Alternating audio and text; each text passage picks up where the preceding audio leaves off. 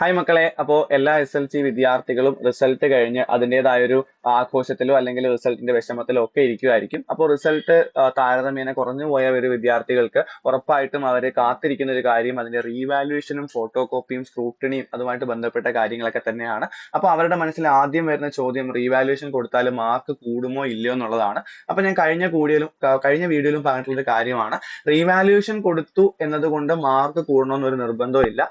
അതുപോലെ തന്നെ ഞാൻ മുമ്പ് പറഞ്ഞതുപോലെ 9A+ മുതൽ A ആണെങ്കിൽ ആ A+ ആക്കാൻ വേണ്ടിയിട്ട് റീവാലുവേഷൻ കൊടുത്തിട്ട് അത് ഉറപ്പായിട്ടും A+ ആവുമെന്നും പറയാൻ പറ്റത്തില്ല. പക്ഷെ നിങ്ങൾ പരീക്ഷ എഴുതിയപ്പോൾ നിങ്ങൾക്കൊരു വിശ്വാസം ഉണ്ടല്ലോ, എഴുതിയത് നിങ്ങളാണ്. അപ്പോൾ എഴുതിയപ്പോൾ നിങ്ങൾക്ക് A+ ഉണ്ടാവാൻ ചാൻസ് ഉണ്ട്, അല്ലെങ്കിൽ A+ന് അടുത്ത് വരെ നിങ്ങൾ എഴുതിയിട്ടുണ്ട്.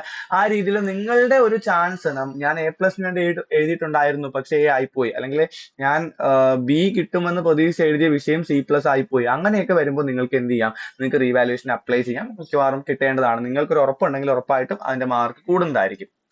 ഇനി റീവാലുവേഷനുമായിട്ട് ബന്ധപ്പെട്ട ഡീറ്റെയിൽസ് പറയുകയാണെങ്കിൽ ഈ ഒരു സൈറ്റിലായിരിക്കും റീവാലുവേഷന്റെ അപ്ലൈ ചെയ്യാനുള്ള ഫോമും കാര്യങ്ങളൊക്കെ നിങ്ങൾക്ക് കിട്ടുന്നത്. ഓക്കെ, ഓൺലൈനായിട്ട് അപേക്ഷിക്കാൻ ആഗ്രഹിക്കുന്നവർ എന്ത് ചെയ്യണം, അതിന്റെ ഔദ്യോഗിക വെബ്സൈറ്റ് ആയിട്ടുള്ള ഈ ഒരു വെബ്സൈറ്റിൽ കയറിയിട്ട് അതിന്റെ ആപ്ലിക്കേഷൻ ഫോമുകൾ ഡൗൺലോഡ് ചെയ്യണം. അപ്പോൾ നിങ്ങൾ വെറുതെ കയറി ആപ്ലിക്കേഷൻ ഫോം ഇപ്പോഴേ ചെക്ക് ചെയ്യേണ്ട, കാരണം ഈ ഒരു ലിങ്കിൽ 12-ാം തീയതി മുതലായിരിക്കും ആപ്ലിക്കേഷൻ ഫോം നിങ്ങൾക്ക് ലഭ്യമാവുന്നത്. ഇപ്പൊ നമ്മൾ നോക്കിയിട്ട് ആപ്ലിക്കേഷൻ ഫോം ഒന്നും കാണുന്നില്ല. സോ എന്തായാലും ഈ ലിങ്ക് ഞാൻ ഡിസ്ക്രിപ്ഷനിൽ കൊടുത്തേക്കാം. നിങ്ങൾ എന്ത് ചെയ്യുക, കൃത്യമായിട്ട് നിങ്ങൾ റീവാലുവേഷന്റെ ആപ്ലിക്കേഷൻ ഫോംസ് ഡൗൺലോഡ് ചെയ്യുക.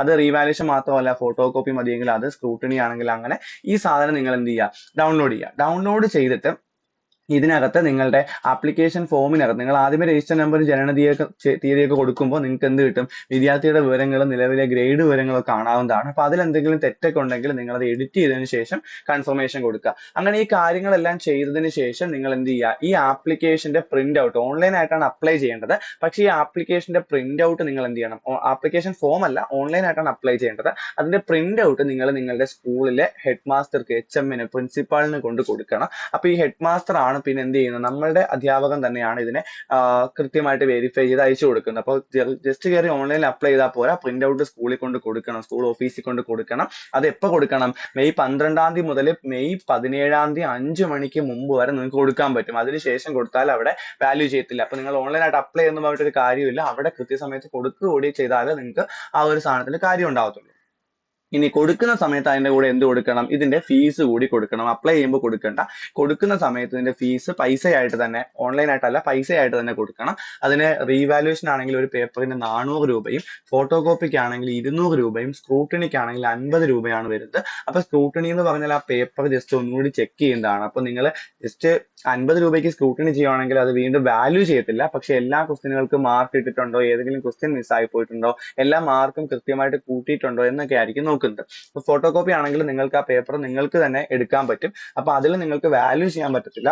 ഏതെങ്കിലും മാർക്ക് ഇടാൻ വിട്ടുപോയിട്ടുണ്ടെങ്കിലോ മാർക്ക് കൂട്ടാൻ വിട്ടുപോയിട്ടുണ്ടെങ്കിലോ ഒക്കെ നിങ്ങൾ പറഞ്ഞാൽ പരീക്ഷാ ഭവനിൽ പോയാൽ അത് മാറ്റി കിട്ടുകയും ചെയ്യും. ഇപ്പൊ റീവാലുവേഷൻ ആണെങ്കിൽ കൂടുതൽ ആളുകൾ കൊടുക്കുന്നതാണ്, 400 രൂപയാണ് ഒരു പേപ്പറിന്. അപ്പൊ ഒരു കാര്യം നിങ്ങൾ കൃത്യമായിട്ട് മനസ്സിലാക്കുക, 17-ാം തീയതി വൈകുന്നേരം 5 മണിക്ക് ശേഷം കൊടുക്കുന്നതും അതുപോലെ തന്നെ അപൂർണമായ വിവരങ്ങൾ അടങ്ങിയതുമായിട്ടുള്ള അപേക്ഷകൾ ഒരിക്കലും പ്രഥമാധ്യാപകൻ സ്വീകരിക്കാൻ പാടുള്ളതല്ല എന്നുള്ളതാണ്. അപ്പൊ ആ ആപ്ലിക്കേഷൻ ഫോമിൽ കൊടുക്കുന്ന കാര്യങ്ങളൊക്കെ കൃത്യവും വ്യക്തവുമായിട്ടുള്ള കാര്യങ്ങളായിരിക്കണം. അതുപോലെ തന്നെ നിങ്ങൾ ദയവ് ചെയ്ത് 17-ാം തീയതി വരെ കാത്തിരിക്കരുത്, 12-ാം തീയതി തുടങ്ങുന്ന പരിപാടിയാണത്. അപ്പൊ ഇത്രയും നേരത്തെ തന്നെ നിങ്ങൾ അപ്ലൈ ചെയ്ത് സ്കൂളിൽ കൊണ്ട് കൊടുക്കുക. അപ്പൊ എന്തെങ്കിലും തെറ്റോ കാര്യങ്ങളോ ഒക്കെ ഉണ്ടെങ്കിൽ അവർക്ക് അത് പറഞ്ഞു തരാനും അത് വീണ്ടും തിരുത്താനും ഒക്കെ ഉള്ള ഒരു അവസരം കിട്ടും. അതുകൊണ്ട് ലാസ്റ്റ് ദിവസം വരെ നിങ്ങൾ എന്തായാലും കാത്തിരിക്കരുത്. സോ ഇത്രയും കാര്യങ്ങളാണ് റീവാലുവേഷനായിട്ട് ബന്ധപ്പെട്ട് പറയാനുള്ളത്. അപ്പോൾ നിങ്ങൾ റീവാലുവേഷൻ കൊടുക്കണോ ഇല്ലയോ നന്നായിട്ട് ആലോചിക്കുക. നിങ്ങൾ എഴുതിയ പേപ്പറിൽ നിങ്ങൾക്ക് കോൺഫിഡൻസ് ഉണ്ടെങ്കിൽ നിങ്ങൾ എന്ത് ചെയ്യുക, റീവാലുവേഷൻ കൊടുക്കുക. അപ്പോൾ എല്ലാവർക്കും നല്ല റിസൾട്ട് കിട്ടിയിട്ടുണ്ടെന്ന് പ്രതീക്ഷിക്കുന്നു. അപ്പോൾ +1 അഡ്മിഷനുമായിട്ട് ബന്ധപ്പെട്ട കാര്യങ്ങൾക്കൊക്കെ ആയിട്ട് അതൊക്കെ അറിയാൻ വേണ്ടിയിട്ട് ഈ ചാനൽ സബ്സ്ക്രൈബ് ചെയ്യുക, നോട്ടിഫിക്കേഷൻ കൂടി ഓൺ ആക്കി വെച്ചേക്കുക. Thank you.